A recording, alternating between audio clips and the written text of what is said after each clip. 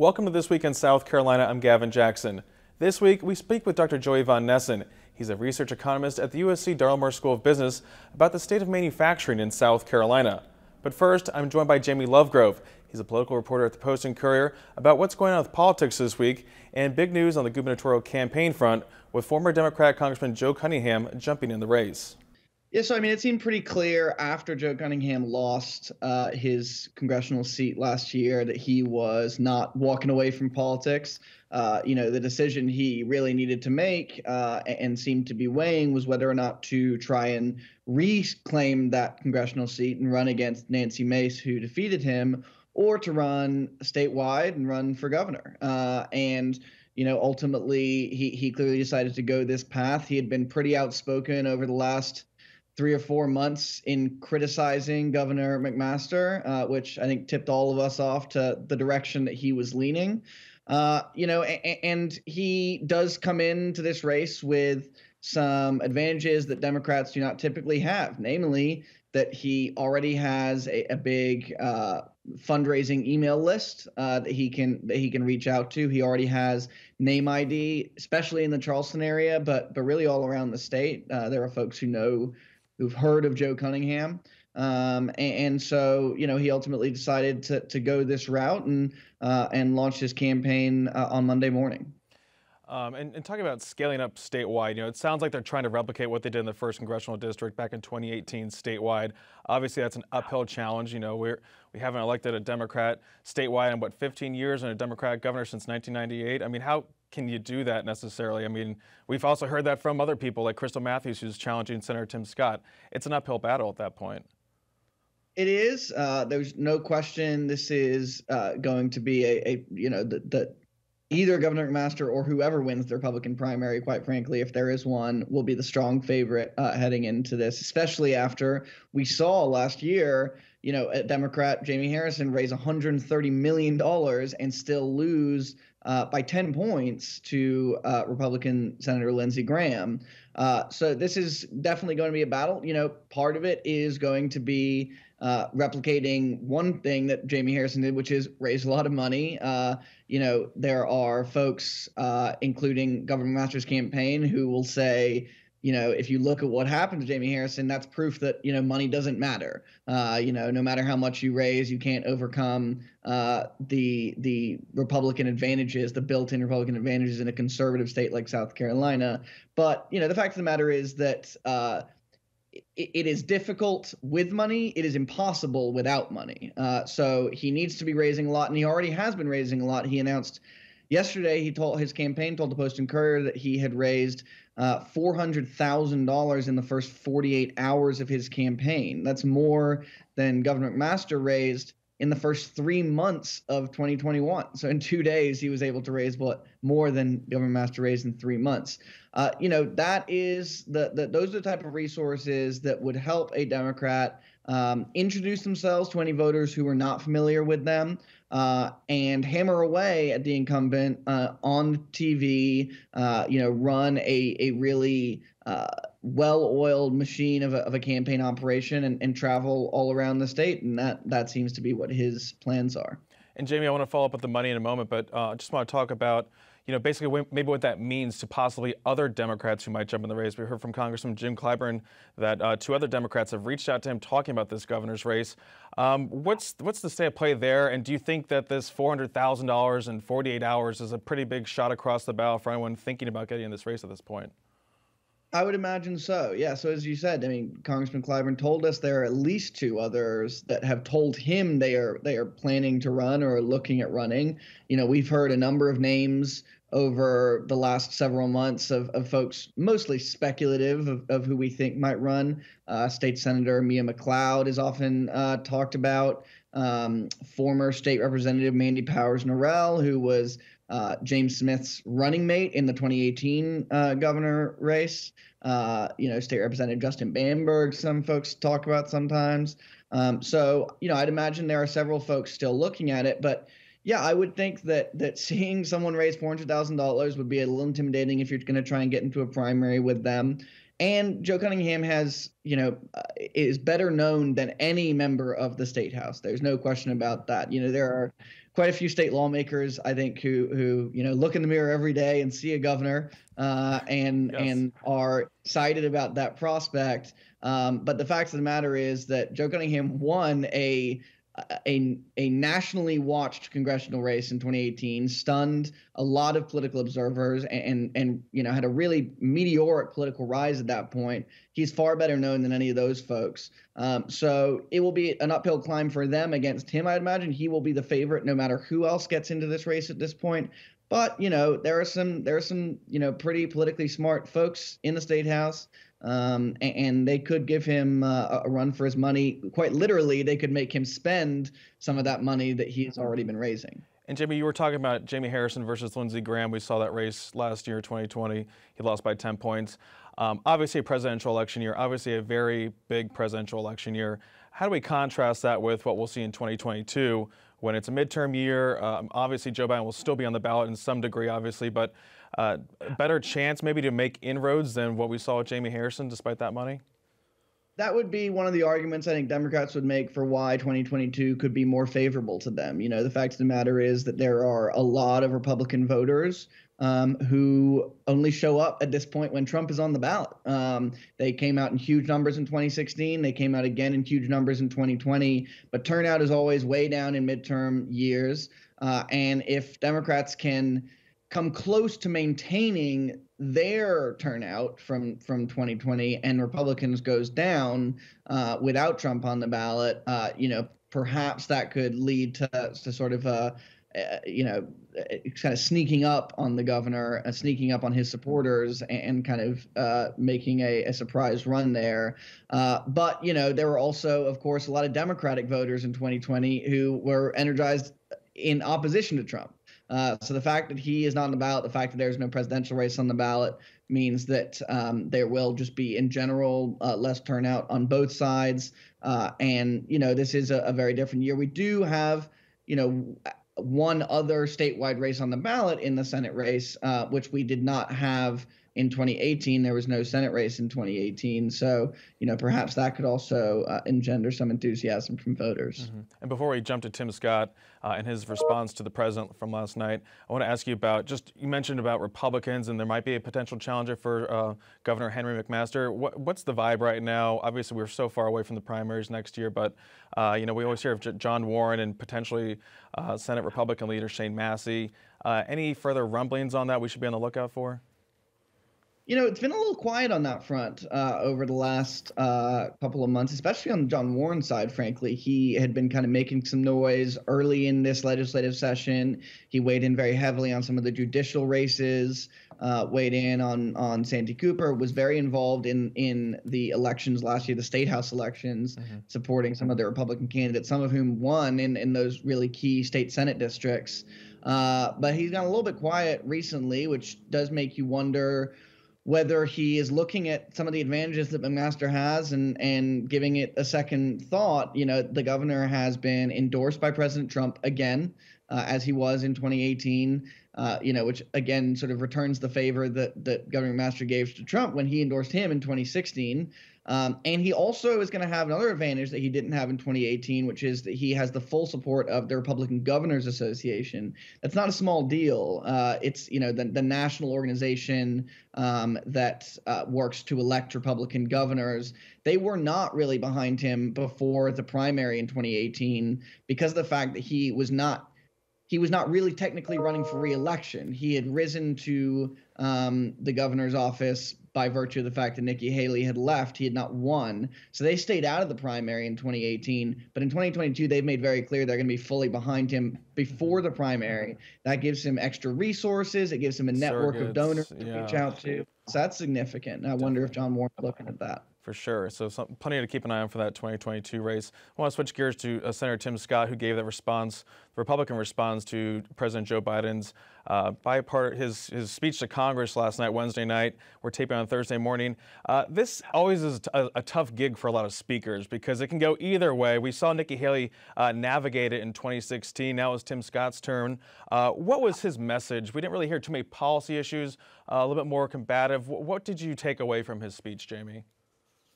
Tim Scott is a very reliable speaker for the Republicans. He is a team player. He has sort of the, not in a disparaging way, the talking points down. Like he sticks to the script, and he, also has a very compelling personal story of growing up in poverty, son of a single mother in North Charleston, and rising to be in his words sort of the classic example of the American dream.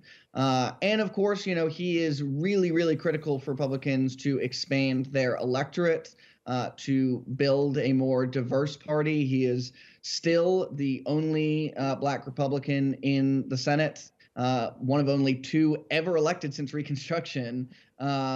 And so, he had both sort of optimistic message in some ways, but also really hammering Biden and going after him. I'd say his messaging on schools and reopening schools may resonate with a lot of folks. We're seeing some movement on that in South Carolina right now. But combining those classic Republican talking points with a compelling personal story is really the reason why Republicans want to put him front and center and continue to discuss the potential of him maybe seeking higher office himself in the future. And one of his big lines, which he actually, I think, borrowed from Nikki Haley's Republican National Convention speech, was, quote, "America's not a racist country." That line drew a lot of criticism. Even Vice President Kamala Harris this morning responded saying, "I don't think America's a racist country, but we also do have to speak truth about the history of racism in our country and its existence today." Tim Scott did mention about being pulled over before. He also mentioned being followed around in stores and intolerance going on right now in the country, as he says it. He's in a difficult spot, a unique place. How do you jive that? How does that mesh with maybe his messaging in the unique space that he is in as a Black Republican in the Senate? Yeah, I mean, it's always been a difficult spot for him. And this was, racial issues is really one of the only areas where he spoke out against Trump during his administration. He criticized his response to the Charlottesville situation, and occasionally would say that he would acknowledge that Trump has some tendency to be racially insensitive, although he was very much averse to suggesting that he's actually racist. But that is kind of the burden that Senator Scott has to bear. I think there are a lot of times when he does not particularly enjoy the fact that it's the first thing he is asked about. But he has leaned into it a little bit more over the last few years. He's tried to offer sort of a counter narrative to African American progressives. Saying that the discrimination is real, that he has been subject to it. He's talked in the past, he didn't mention this last night, but about being stopped by Capitol Police and, asking to see his ID and not believing that he's a senator. So that is something that he has had to deal with a lot. And, if he does continue to be a part of the national political conversation, I imagine that is going to be an issue he's going to have to continue to talk about. And Jamie, I want to ask you two more questions really quickly. We're taping this show Thursday morning. Former Vice President Mike Pence will be speaking before a group here in Columbia this evening. SE is officially on 2024 watch, it sounds like. What can we expect to hear from the former Vice President tonight? Based on everything we've heard from Mike Pence in the past, I imagine it will be a pretty standard, Republican speech. He rarely deviates off script or says anything particularly surprising. Imagine he'll be touting the Trump administration's accomplishments and laying into Biden a little bit, not dissimilar to what we heard, frankly, from Tim Scott last night. But the question I'm almost more interested in is how he's received. This is very much a a home crowd for Mike Pence tonight. He's speaking to sort of Christian evangelical conservatives. That is really his core base of support if he's going to continue to be involved in national politics. And of course, there are a lot of Republicans who were very upset with Mike Pence. They were, President Trump by no means dissuaded them from the notion that he could have somehow overturned the election results single-handedly.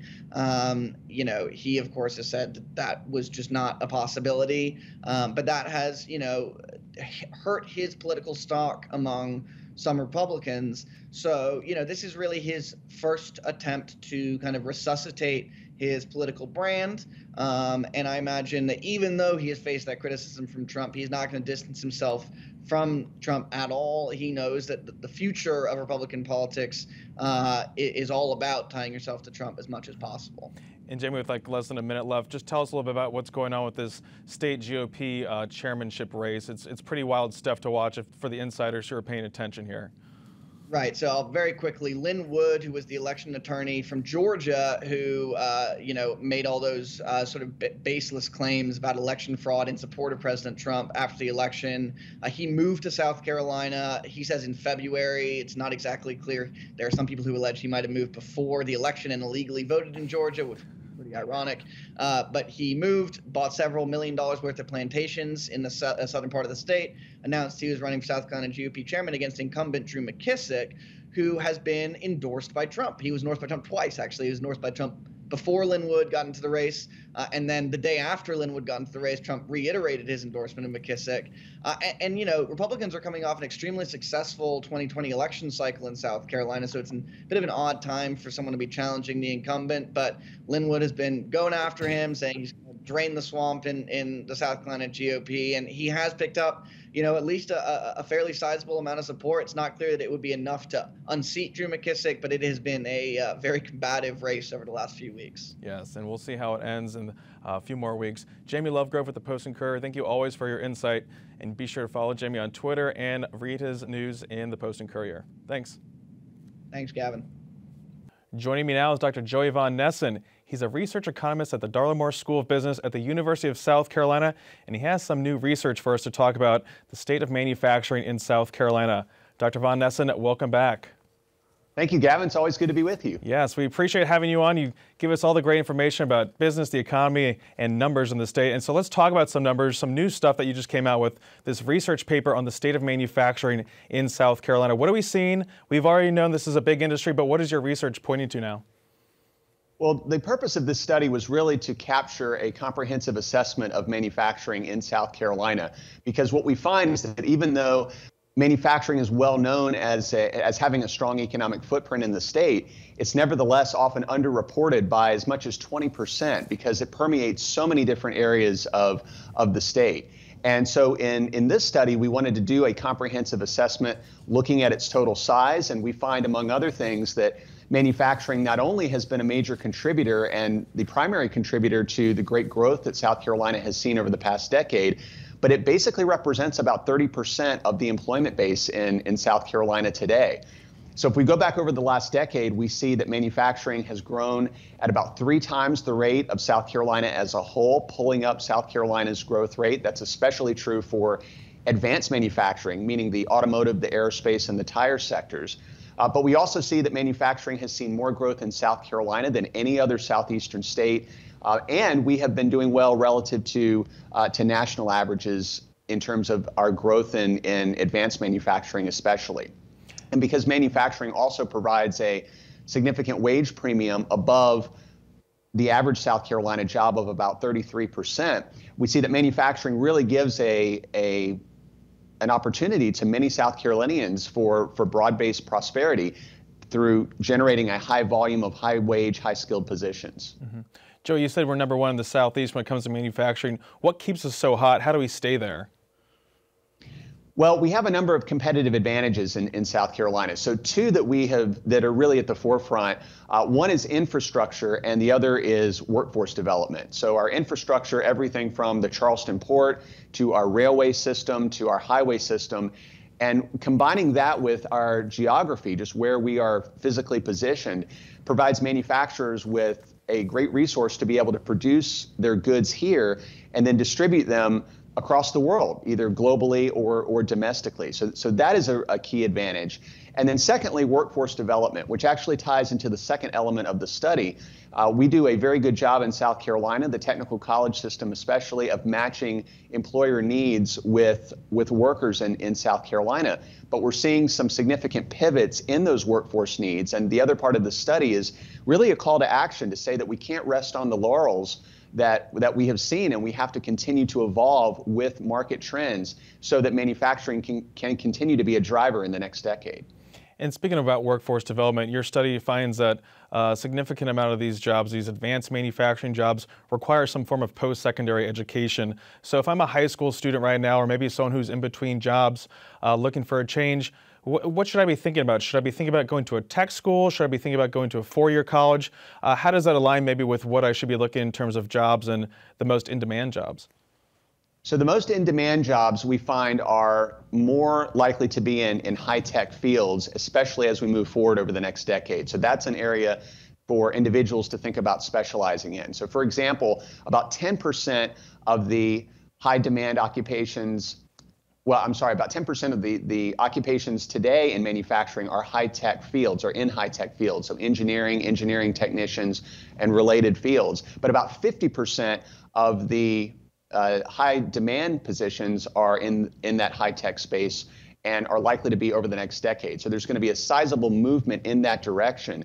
And so that's where I think individuals want to be looking for how they can participate and be trained in those specific occupations. But the technical college system is the way to do that, is a prominent way to get access to that training and to get access to these job openings. Mm-hmm. So maybe get a good, get your feet with maybe a tech school, get into an industry, see how you feel about it. If you want to move up, engineering sounds like the way to get into a higher level position, but still high-paying jobs nonetheless, it sounds like.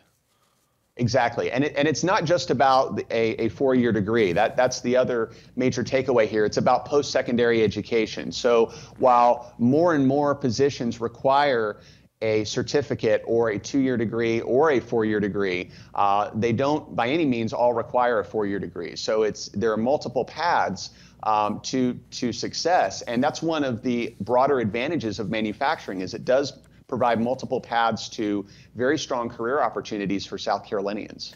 Joey, I just did like a SimpleMonster.com search. I just searched manufacturing. There's such a wide swath of jobs out there, a couple thousand it looks like. So plenty of job openings. Are we being held back by just the sheer number of job openings? Do we have enough workforce? Are we importing people to the state to fill these jobs?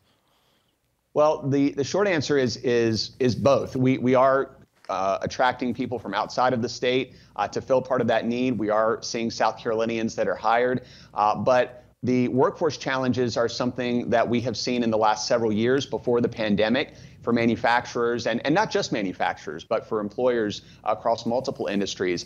And that problem is coming back as we recover from the pandemic. Manufacturers and others are currently seeing an emerging workforce shortage. And so that is a real challenge that we continually have to address in South Carolina and elsewhere. I want to talk with you quickly about that when we talk about wages in a moment, but I want to wrap up with this really quick. I feel like with the advancement of, manufacturing in the state, it really replaces how we went through the whole textile bust early in the 90s and such. Is there any worry for people out there thinking, hey, should I jump into manufacturing? Is there a worry that it might come and go? I mean, we have seen some of these industries come and go, but what's the assurance out there for folks that this is here to stay and that we're going to be continuing growing with this? Well, all of the competitive advantages that South Carolina had before the pandemic are still with us and have been enhanced in some cases. So infrastructure and workforce development, still two powerful competitive advantages that South Carolina has, in addition to our low cost of living, our natural amenities. We know we have a number of advantages for why companies will want to locate in South Carolina. However, we do have to stay on top of the changes in industry trends. So one example that we hear a lot about these days is the transition to electric vehicles. And that's going to be a significant shift, or a possible significant shift, in manufacturing over the next decade, in automotive manufacturing, of course. And so what does that imply for changes to the supply chain for South Carolina? What does that imply in terms of the importance of energy costs? And what does that imply for the changes in the skill sets required for workers? And of course, that shift towards more high-tech occupations is part of that. And South Carolina is aware of that. We're looking to continue to transition, but that's where the market is headed. But as long as South Carolina stays on top of these trends, there's no reason we can't be just as competitive in the 2020s as we were in the 2010s. Mm-hmm. And with less than a minute left, Joey, we covered so much. Just tell me the latest on economic indicators facing our country right now. We saw GDP, we saw the Fed with some data, and just where we stand in South Carolina right now.